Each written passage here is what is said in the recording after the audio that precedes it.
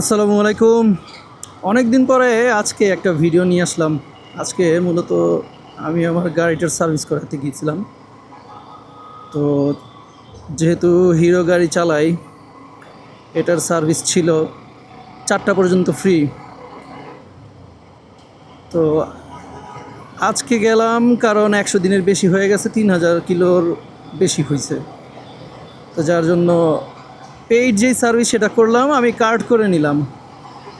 Hero extreme 125 আর গাড়িটার service চার্জটা হচ্ছে ফ্রি ছাড়া যেটা করে সেটার প্রাইসটা হচ্ছে 700 টাকা বলল।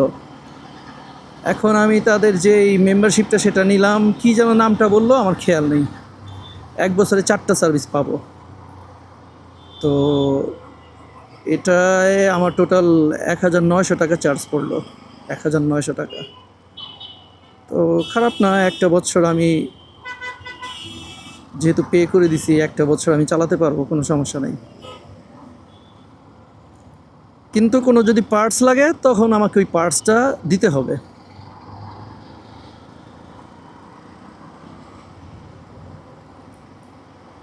এখন কথা হচ্ছে, যদি মেম্বারশিপ কার্ডটা করি তাহলে একটা প্লাস পয়েন্ট হচ্ছে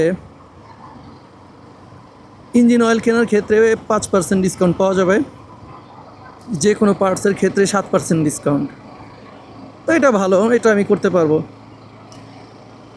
এয়ার ফিল্টারটা আমাকে চেঞ্জ করতে বলছিল, কিন্তু আমি চিন্তা করলাম না, থাক, দরকার নেই। যেহেতু 2500 কিলো আগে মাত্র চেঞ্জ করছি, অতএব আমার এখন প্রয়োজন মনে হইতেছে না, তাই আমি করি নাই।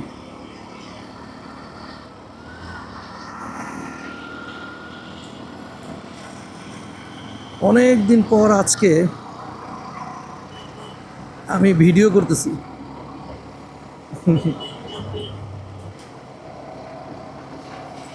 ভালোই লাগতেছে এতদিন পরে। তেজগাঁ থেকে এখন বাড়ির উদ্দেশ্যে যাচ্ছি, ফতুল্লা স্টেডিয়াম।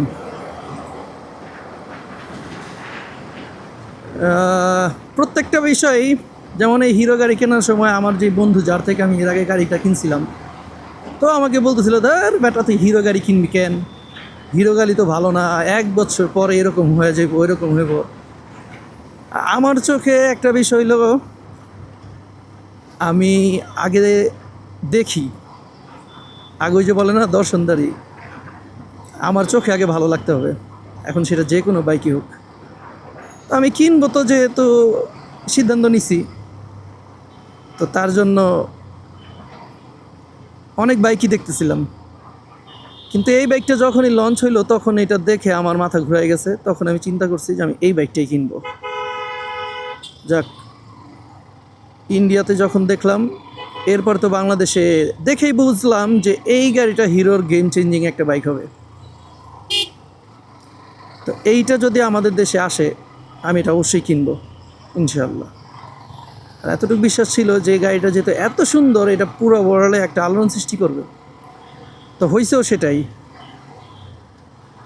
তো আমাদের দেশে আসলো, আসার পর আমি বুকিংটা দেই।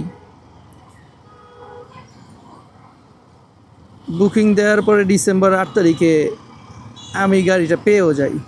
তখন থেকেই নেয়া। এর আগে ছোট গাড়ি চালাইতাম, তো একটু একটু ভয় ছিল, আয় হায় হায়, ছোট গাড়ি থেকে বড় গাড়ি, সাইজে বড়, চালাবো, ঠিকভাবে চালাতে পারবো কি না, একটু ভয় ছিল। ওই প্রথম দিনই আল্লাহর রহমতে এই ভয়টা দূর হয়ে গেছে। এখন আর কোনো সমস্যাই নেই, এখন যে কোনো সাইজের বাইক চালানো, আল্লাহর রহমতে তো আমার গাড়ি তো কোনো লক্কর ঝক্কর হয়ে যায় নাই, ঝুনা ঝুনা হয়ে যায় নাই, মানুষ যেরকম বলে। এখন ওই বন্ধুই বলতে থাকে, না না বন্ধু, গাড়িটা ভালো। তো আসলে মানুষ, ওই যে একটা প্রবাদ আছে না, যাকে দেখতে নারী তার চলন বাঁকা, মানে এইটাকে নিয়ে বিভিন্ন মন্তব্য করতেই হইব। আরে ভাই রে, হাতের 5 আঙ্গুল কোনো জায়গায় সমান না, সব জায়গায় প্রবলেম থাকবো, এটা স্বাভাবিক। তো এইগুলোকে নিয়ে বসে থাকলে চলবো না। আমি আমার টাকাটা কিনবো, আমার যেইটা ভালো লাগে আমি সেটা কিনবো। তো এটা কারো থেকে বললে লাভ আছে? আমার আমার যেইটা ভালো লাগবে আমি সেটা কিনবো। টাকা যেহেতু আমার, আমার খুশি অনুযায়ী আমি কিনবো। তো আমি আরেকজনের কথা যাই নাই, আমি আমার পছন্দ অনুযায়ী গেছি। ওই আমি সার্ভিস ভালো পাইতেছি, রাস্তায় দেখলে এটার প্রতি একটা এক্সট্রা মানুষের একটা নজর আছে, সেটা বোঝা যায়। গাড়িটা দেখে সবাই পছন্দ করে, না গাড়িটার লুকটা সুন্দর, যেটা অন্যান্য বাইক কিনলে এই সুযোগটা আমি পাইতাম না। তো কই চালাইতেছি আলহামদুলিল্লাহ ভালো। তো আমি কোনো প্রবলেম এখনও পর্যন্ত সম্মুখীন তো এখনো হই নাই, এখন জানি না, বাকিটা আল্লাহ ভরসা। এটা নিয়ে তো কম দূর গেলাম না, কম প্রেশার তো দেওয়া হলো না, এটাকে অনেক প্রেশারই দিলাম। ফরিদপুর থেকে খুলনা বাগেরহাট যে আসলাম 370 কিলোর একটা রাইড ছিল, স্পিড ছিল 90+ সবসময়, মানে 90 ধরেন। এই 90 স্পিডে সাথে পিলিয়ন ছিল, ট্যাঙ্ক ফুল করে নিছি। তো এরপরও আমি দেখলাম যে মাইলেজটা হিসাব করে দেখলাম 49 পেয়েছি তখন। তো খারাপ কি, একজন পিলিয়ন নিয়ে 90+ স্পিডে যদি 49 পাওয়া যায়, তো এটা কি কোনো দিক দিয়ে খারাপ? আর 1 বছর ধরে চলতেছে, জং এটা উঠছে, কিছু কিছু জায়গায় মরিচা ধরছে, এটা আমি গাড়ির দোষ দিই না, এই দোষটা হচ্ছে আমাদের দেশের।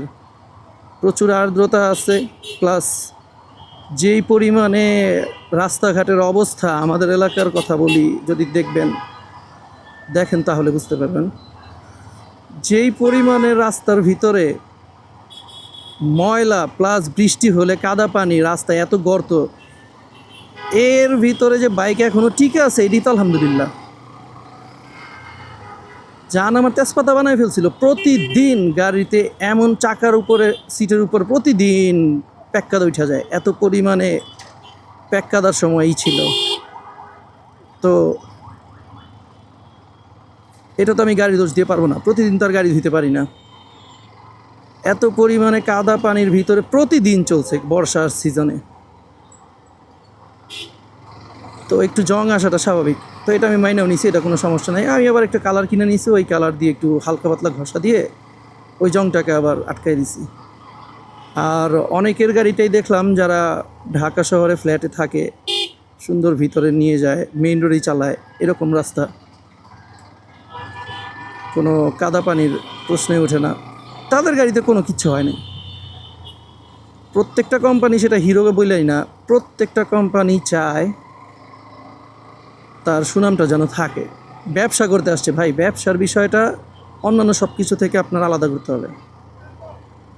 ব্যবসার বিষয়টা ব্যবসায়ী, তো তারা ব্যবসা করতে আসছে, অবশ্যই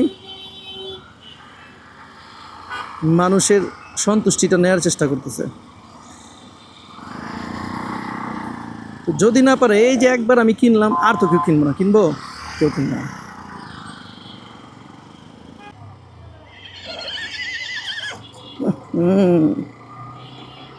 আল্লাহ আল্লাহ, গন্ধ,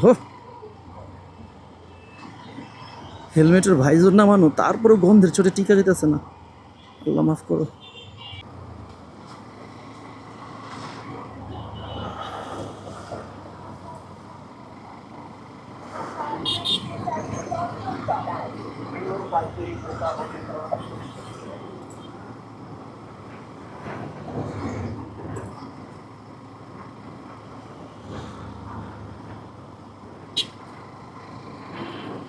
এই পর্যন্ত আমার নিচ দিয়ে আসতে হতো, এই 1-1.5 কিলো যাইতে আমার 20 মিনিট আমাকে অপেক্ষা করা হতো, কারণ এই জায়গায় যেই পরিমাণে জ্যাম থাকে, ঘোড়ার গাড়ি, বাস পার্ক করে রাখে, অটো রিক্সা, মানুষ, বাবারে বাবা, ফুটপাতের দোকান, একেবারে জান তেজপাতা করে দেয়।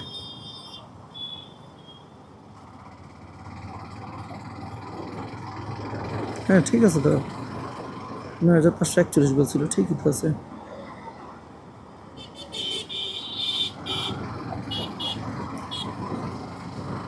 এই যে এই জায়গা দেখতাম, চলে যাই, দেখি একটু ফ্রি রাস্তা করে একটু টান দিই, ঠিক আছে কিনা।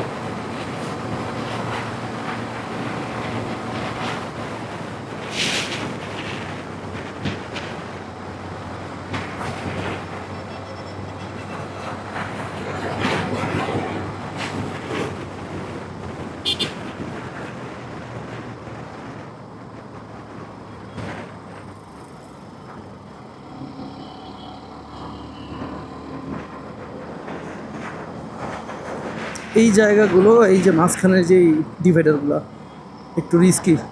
চিকন চাকা হলে এদিক দিয়ে যাওয়ার সময় অনেকেই স্লিপ খায়, দুর্ঘটনা ঘটে অনেক।